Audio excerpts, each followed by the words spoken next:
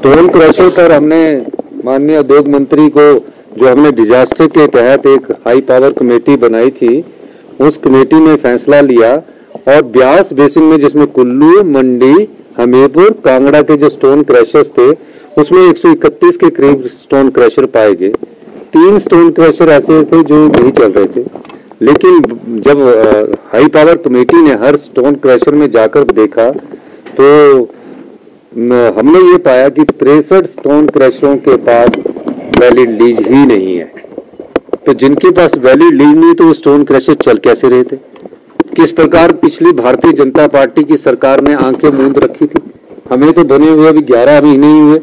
किस प्रकार उन्होंने इस माइनिंग का जो घोटाला हुआ है, ये घोटाला कहूंगा मैं, जिसमें 63 स्टोन क्रशर बिना अनुमति के चल रहे थे।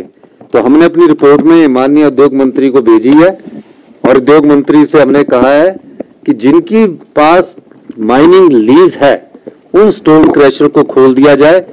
और जो जनरेटर सेट के माध्यम से कई स्टोन क्रशर चल रहे हैं, जनरेटर सेट लगा हुआ।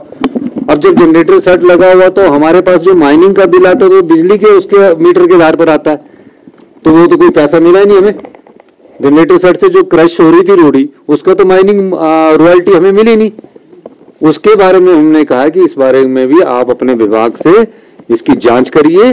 और ये भी कहा है कि जिसकी भी वैलिड परमिशन है और कुछ कमियां, उस कमियों को अगर दूर किया जाता तो उन स्टोन क्रशरों को भी आप खोलिए और उसको सिंगल विंडो के तहत हम अभी लाने के प्रयास कर रहे हैं।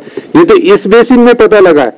अभी तो हमें ये पता करना कि हिमाचल प्रदेश के और इलाकों में जिनकी लीज ही नहीं है और स्टोन क्रशर चल रहे हैं और उसकी रॉयल्टी माइनिंग डिपार्टमेंट को नहीं मिल रही है। इस बारे में मैंने और उद्योग मंत्री जी ने चर्चा की है।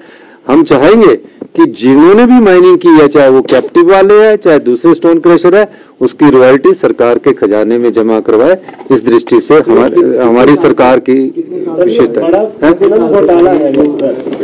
ये अभी तो हमने तो अभी देखा है, तो हमने तो अभी वो देखा, अब उद्योग विभाग इसको देखेगा कि कब से इनकी लीज कैंसिल है, कब से लीज नहीं मिली है और क्यों ऐसे चल रहे थे। तो यही तो 4 डिस्ट्रिक्ट का है। तो मुझे हर्षवर्धन चौहान जी ने कहा कि मैं और डिस्ट्रिक्टों की भी पता करता हूँ कि क्या इनकी लीज खत्म हो गई है और उस लीज के आधार पर क्या स्टोन क्रशर चल रहे हैं, क्यों चल रहे हैं। ये तकरीबन मेरा ख्याल है कि 50-100 करोड़ रुपए का राजस्व को नुकसान तो हुआ है पिछले 5 साल में जो भारतीय जनता पार्टी